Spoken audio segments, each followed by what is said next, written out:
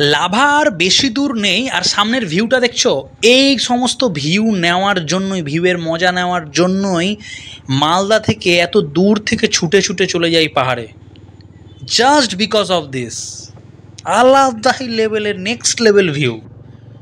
Pine ফরেস্টের থোক থোক যে পাইন ফরেস্ট, ওর ভিউ আলাদাই। ডান দিকে খাদ, বাঁদিকে মাথার উপর এই লম্বা লম্বা সব পাইন গাছ দাঁড়িয়ে আছে।